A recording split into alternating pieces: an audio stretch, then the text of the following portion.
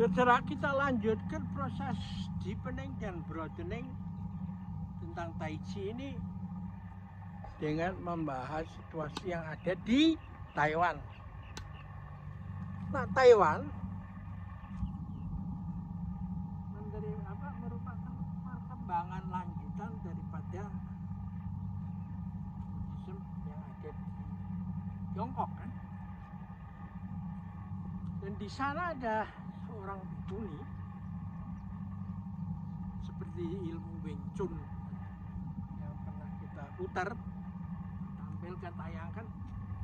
Ada seorang bikuni yang bernama yang bernama Cheng Yen. Baik, muda waktu itu,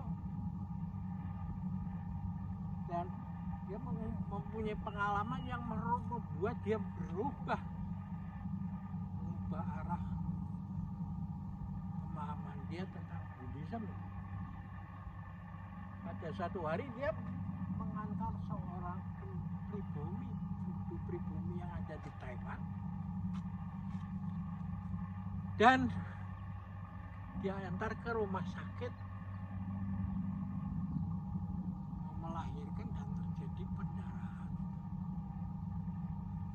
Apa yang terjadi? Tolak, karena nggak bisa kasih uang muka. Ya akhirnya ada gunanya itu apa semua tuh omong-omong tentang belas asih. Kalau tidak bisa berbuat apa-apa pada saat dibutuhkan, ya enak. Karena itu dia mencari inspirasi dari mana-mana, dan dia ketemu dengan 3 biarawati Katolik. Diberi saran, kenapa you nggak ngikutin yang pengalaman kami dengan mendirikan rumah sakit? Oh, betul ya. Dan lalu setelah melalui berbagai interaksi gitu, dengan 3 biarawati itu, lalu mengajarkan satu organisasi atau spiritualisme Buddhis yang khas Taiwan, yaitu Cuci. Nah, positioningnya begini. Kalau kita selalu model beragama seperti cara lama, isinya cuman tempat ibadah, minta ini, minta itu, minta umur panjang, minta rezeki, minta bebas dari penyakit ya. Dan lalu untuk itu orang berkelahi memperebutkan tanah untuk membangun rumah ibadah. Ngapain ini? Dia secara radikal mengatakan doa yang bagus itu paling tinggi adalah memberi.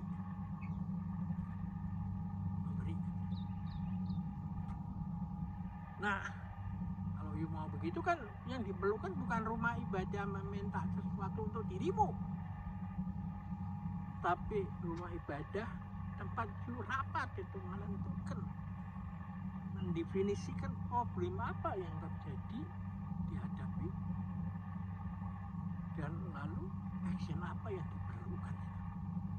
Nah, itulah ciri khas daripada Buddha Suci. Di sana tidak ada penyembahan, tidak ada pasang dupa, tidak ada apa, ada rapat aja. Jadi, tempat seperti operation room aja.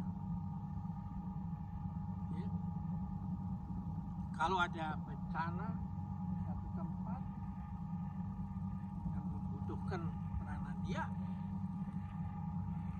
atau yang susah mengharapkan bantuan dari dunia melalui proses, dia hari ini ada bencana, besok dia sudah bikin tenda di sana, dan lalu mendistribusikan kebutuhan makan, tidur, selimut, apa yang sangat esensial. Nah, baru setelah itu disusul data-data dikumpulkan, lalu dia menyusun program untuk ikut memperbaiki keadaan itu. Lalu berkembang bukan hanya bencana alam, juga daerah-daerah kumuh. Dia kembangkan juga. Ini menarik. Dan yang menarik lagi, dia tetap Buddhis itu, tidak merubah pelangnya menjadi Katolik. Dan yang Katolik itu tidak mengklaim atau berubah jadi Buddhis, enggak. Jadi ini yang disebut spiritualitas generik gitu, ada di semua agama. Dan mereka melakukan ini karena lagi-lagi sumbernya pada petunjuk setiap hari satu langkah, meskipun perjalanan masih ya. Nah ini yang dibilang pemikiran menurut Master Cheng Yen. Dia menafsirkan ajaran Lao Tzu ini dengan syair dimulai dengan satu langkah, maka perlahan-lahan engkau akan melihat 1000 jalan Lao. Dan bukan itu berarti sudah selesai, tapi baru melihat ada 1000 langkah. Sehingga kamu akan percaya diri sendiri, percayaanmu sebagai itu semakin teguh, imanmu semakin teguh untuk terus melanjutkan. Jadi belum berhenti dan menemukan jalan, saya sudah berhenti sampai sini. Ya terus itu. Karena apa? Yang lebih celaka bukan itunya adalah kalau kamu tidak tahu siapa dirimu. Yang menurut Jawa ini diri yang sudah sadar, sehingga dinamakan kata Jawa itu artinya begitu kan. Orang yang tahu siapa dirinya, sangkan paraning wati. Ya. Jadi itulah yang menarik. Satu lagi adalah ada sesuatu yang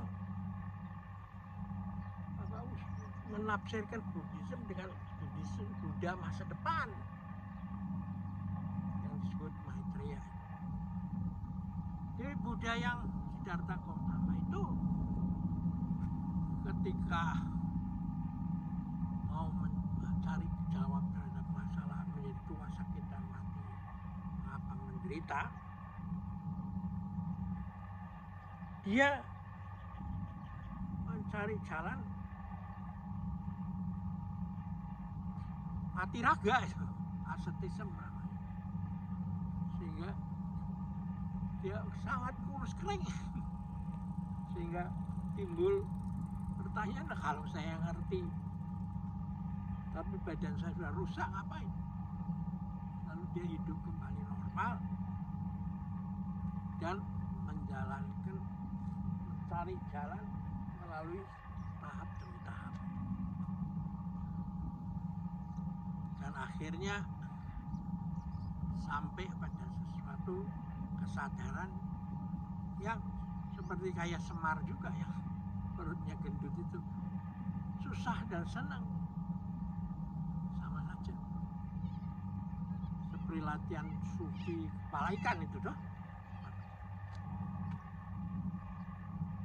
Nah, dari pengembangan dia itu mengatakan bahwa Buddha masa depan itu ya gendut, karena tidak perlu lagi makan, cari makan, masalah makan sudah selesai.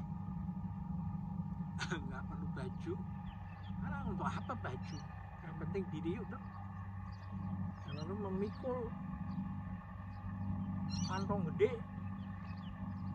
yang isinya bisa ditafsirkan emas untuk dibagi-bagikan, atau kumpulan masalah-masalah orang yang mengeluh pada dia, minta dibantu atau apa.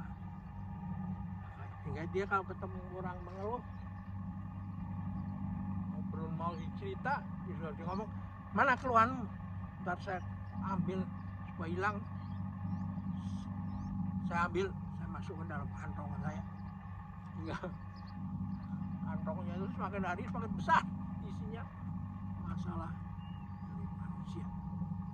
Ya, kita akhirin dulu pertemuan di sini.